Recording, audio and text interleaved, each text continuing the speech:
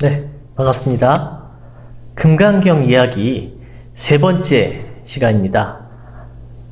처음에 말씀드렸듯이 금강경의 깊은 내용을 제가 말씀드리지 않고 금강경이 이런 경입니다. 소개만 드리려고 하는데 그 내용 중에서도 우리 제목만 정확하게 좀 기억을 하고 계시면 절반은 좀 성공한 게 아닐까 이렇게 말씀드렸었죠. 그래서 제목은 계속 반복해서 말씀을 드립니다. 누가 금강경이 어떤 경인지 물어본다면 그냥 머릿속에 그게 금강, 반야, 바라밀경이 원래 이름이었지. 금강은 벼락이고 반야는 지혜고 바라밀은 수행법이다. 그래서 벼락같이 지혜를 통해서 우리의 어리석음과 괴로움을 한 번에 단박에 타파하는 그런 수행법에 대해서 담긴 그런 경전이다. 요 정도 내용들이 머릿속에 딱 떠오르면 그럼 더 바랄 게 없겠습니다. 지난 시간에는 그 제목을 좀 넘어서서 내용을 한번 들어갔었죠. 그래서 이 금강경은 총 32개의 챕터로 나뉘어져 있는데 그 첫 번째 챕터 제1분 아주 짧은데요. 이 제1분의 내용에 금강경의 핵심이 담겨 있다라고 이야기하는 그런 스님들이 굉장히 많으셨거든요. 저도 동의를 하는데 이 핵심이 담겨 있다고 보기에는 내용도 너무 짧고 별 내용이 없습니다. 그저 부처님께서 참선하고 계시다가 식사 시간이 돼서 밥그릇을 들고 탁발하고 돌아오셔서 식사하시고 다시 명상에 들어가는 그런 매일 반복되고 특별할 게 없는 일상을 소개를 해놨는데 사실은 이 일상 속에 불교의 핵심이 다 들어가 있다.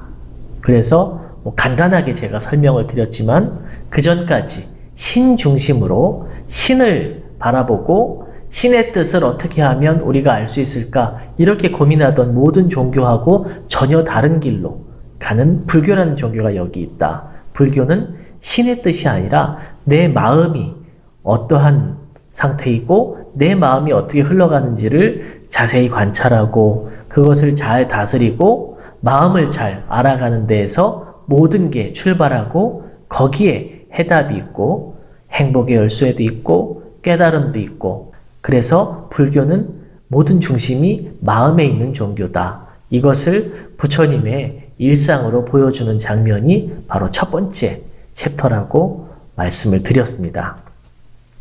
자, 오늘은 두 번째 챕터인데요. 두 번째 챕터에서는 이제 금강경이 본격적으로 시작이 됩니다. 부처님 10대 제자, 가장 위대한 10명의 제자 중에 한 분이었던 수보리라고 하는 제자께서 부처님께 나아가서 부처님에게 한마디를 던집니다. 이 한마디를 던짐으로써 이 금강경의 이야기가 시작이 되는데 자, 어떤 이야기를 하는지 한번 살펴봅시다. 경전을 한번 읽어볼게요. 그때에 장로 수보리가, 장로는 큰 스님이라는 불교 용어입니다. 장로 수보리가 대중 가운데 있다가 그 자리에서 일어나 오른쪽 어깨를 드러내고 오른쪽 무릎을 땅에 꿇고 합장하여 공경하는 자세로 부처님께 사려 말씀드렸다. 놀라운 일입니다, 세존이시여. 열애께서는 모든 보살들을 잘 살펴주시옵고 모든 보살에게 가르침을 잘 전해주시나이다. 세존이시여, 훌륭한 자질의 남자나 여인이 보살의 삶을 살고자 한다면 어떻게 발심해야 하며 어떻게 수행해야 하고 어떻게 그 마음을 항복받아야 하겠나이까? 이렇게 묻습니다. 자, 일단 두 가지 내용을 이야기를 합니다. 정말 놀랐습니다. 부처님께서는 지금 아무 말도 안 하시고 그냥 명상하고 계시다가 밥을 드시고 다시 명상에 드는 그 일상생활만 하셨지만 그것을 통해서 모든 보살들, 나중에 말씀드리겠지만 모든 보살들은 부처님 불교를 잘 따라 배우는 모든 제자들을 이야기를 합니다. 정확하게 얘기하면 스님이건 스님이 아니건 모든 존재들을 다 포함하는 단어가 되거든요. 어쨌든 모든 제자들을 잘 보살피고 또 모든 보살에게 가르침도 잘 전해주십니다. 부처님이 아무것도 안 했는데 그냥 가만히 앉아 계시다가 밥 먹고 다시 또 명상에 드신 것 뿐인데 그걸 보고 부처님께서 제자들을 얼마나 잘 보살피는지 또 얼마나 잘 가리키고 계시는지를 수보리가 알아차렸어요. 그 얘기를 하고 있는 겁니다. 그리고 나서 두 번째 무슨 얘기를 하냐면 세존이시여 훌륭한 자질의 남자나 여인, 여기서는 이제 훌륭한 삶을 살고자 하는 그런 사람들에 대해서 이야기를 한다. 이렇게 이해하시면 간단할 것 같습니다. 이런 사람이 보살의 삶은 뭐 나중에 얘기하겠지만 어쨌든 좋은 제자로서, 좋은 불자로서의 삶을 살려고 한다면 어떻게 발심은 마음을 낸다는 겁니다. 어떻게 결심을 해야 되고 어떻게 수행해야 하고 어떻게 마음을 항복받아야 하느냐.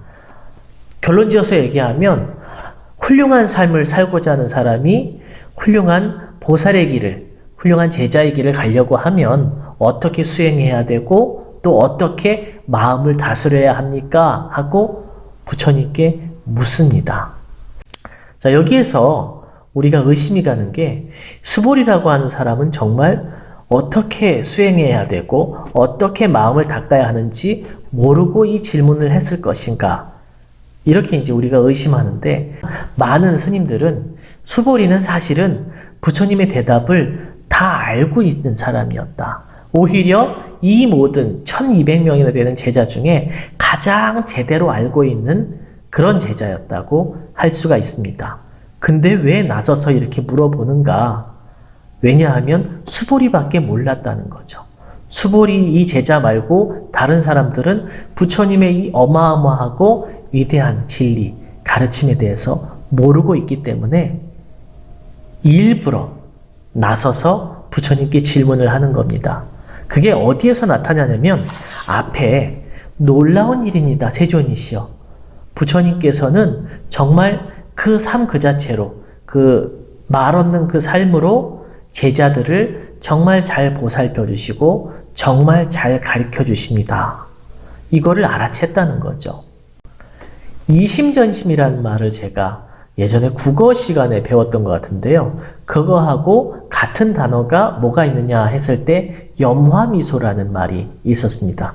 이건 그냥 있는 그대로 불교 용어인데 염화미소가 뭐냐면 염화는 꽃을 들고 부처님께서 사실 꽃을 듭니다. 꽃을 드는 것이고 누군가는 그걸 보고 미소를 지었다. 이 경전에서는 가섭이라고 하는 부처님 그 수제자가 미소를 지는데 이 가섭이라고 하는 분은 좀 특이합니다.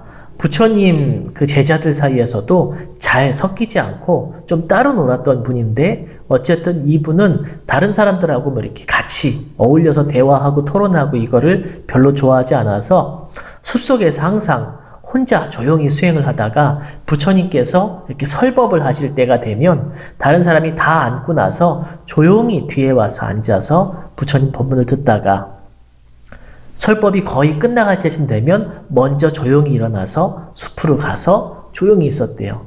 사람들이 그 사람이 존재를 잘 모를 정도로 어쨌든 그렇게 혼자 수행을 하면서도 굉장히 높은 경지에 올라갔는데 부처님께서 어느 날 이 모인 수많은 스님들을 향해서 말없이 꽃 한 송이를, 그것도 활짝 핀 연꽃 한 송이를 이렇게 들어서 보여줍니다. 대부분의 제자들이 저게 무슨 소리지, 무슨 뜻이지 이렇게 쳐다보고 있는데 맨 뒤에 앉아있는 가섭이라고 하는 스님만 씩 웃으면서 알아들어서 부처님 그 말 뜻을 알아듣겠습니다. 이게 이심전심이죠. 말로 하지 않아도 통하는 것. 뭐 해석을 하자면 부처님이 드신 활짝 핀 꽃은 부처님 당신을 의미하고 활짝 핀 꽃은 이제 곧 질 수밖에 없는데 이제 내가 떠난 이 불교 교단은 누구에게 이 후계자 자리를 맡기고 내가 삶을 마감할 것인가, 뭐 이런 내용을 담아서 꽃을 딱 보여줬는데 맨 뒤에 앉아있던 가섭 존자만 그 깊은 뜻을 알아듣고 부처님, 제가 그 일을 감당하겠습니다 하는 마음으로 미소로 화답을 한 거죠. 그래서 부처님께서 그래, 네가 나의 뒤를 이어서 불교를 이끌면 되겠구나. 실제로도 부처님이 열반에 드시고 난 후에 가섭존자가 나머지 제자들을 잘 통솔해서 불교 교단을 이끌어 갑니다. 어쨌든 이 염화미소를 딱 보면 아는 사람은 말 없이도 통하는 것이 있는 법이죠. 여기에서 수보리라고 하는 제자는 부처님의 이 삶의 모습, 일상적인 모습을 보고 이게 얼마나 위대한 일인지 한눈에 알아챕니다. 제가 예전에 한번 뉴스에서 봤는데 실제로 막 그 전쟁이 일어나고 걸프전이라든가 뭐 이라크전이라든가 미군이 가서 전쟁을 막 하고 있는 그런 급박한 시기에 미국 대통령이 휴가를 갑니다. 목장으로, 자기 뭐 개인 목장으로 막 며칠씩 휴가를 가요. 저게 말이 되는 건가? 미국 대통령이 좀 정신이 이상한 거 아닌가? 처음엔 그렇게 생각을 했는데 누군가 나와서 해설을 해주시더라고요. 우리 미국이란 나라가 어마어마한 강대국이기 때문에 전쟁하는 사람들이 전쟁을 열심히 하는 와중에도 국가 원수, 대통령이 휴가를 갈 정도로 우리나라는 튼튼한 나라다. 이것을 과시하려고 일부러 휴가를 간다는 그런 뉴스를 제가 본 적이 있습니다. 뭐 여러분들도 아실지 모르겠는데 어쨌든 그렇게 말로 설명하지 않는 그 모습을 딱 보고서도 거기에 있는 깊은 뜻을 알아차리는 게 진짜인데 수보리라고 하는 제자는 그걸 알아차린 거죠. 그래서 부처님께 나아가서 마치 약속된 것처럼 서로 짜고 연극을 하는 것처럼 부처님께 물어봅니다. 부처님 너무 훌륭하십니다. 지금 이 일상적인 거 그냥 일상적인 게 아니고 너무너무 대단하신 일입니다.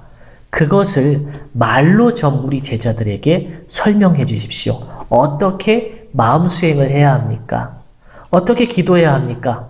어떻게 신의 뜻을 알아야 합니까? 이런 질문을 하지 않고 정확하게 어떻게 마음을 결심하고 어떻게 마음을 다스려서 수행합니까? 라고 하는 마음이 중심이 된 질문을 정확하게 부처님께 드립니다. 이건 이 수보리가 이미 금강경에 나오는 이 모든 내용을 알고 있었다는 거죠. 그리고 이 내용을 나 혼자만 알면 안 되겠다. 나머지 제자들은 말로써라도 우리 문답을 통해서라도 설명을 해줘야겠다라는 마음을 가지고 부처님께 나아가서 일부러 짜고 연출한 듯이 그렇게 질문을 하는 겁니다. 그러니까 부처님께서는 그에 대해서 뭐라고 대답하시냐? 훌륭하다 수보리여, 이렇게 대답을 하십니다. 네가 말한 그대로 나는 이 일상적인 삶을 통해서 제자들을 잘 살펴주고 또 제자들을 잘 이끌고 있다. 내가 지금부터 이것을 말로 설명할 테니까 잘 듣도록 해라. 이렇게 이야기를 하고 있습니다.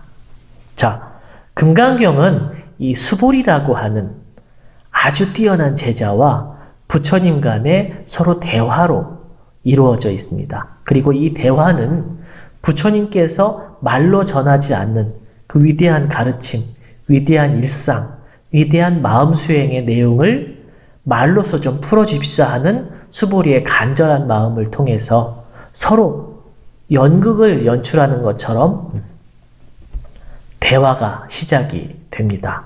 그래서 금강경의 내용은 대화를 통해서 첫 번째 말없이 전달한 그 내용을 말로써 해설해주는 그런 경전이다. 이렇게 한번 이해를 해보면 금강경을 읽으실 때 훨씬 더 친근하고 이해가 잘 되시지 않을까 생각합니다. 다음 시간에 뵙겠습니다.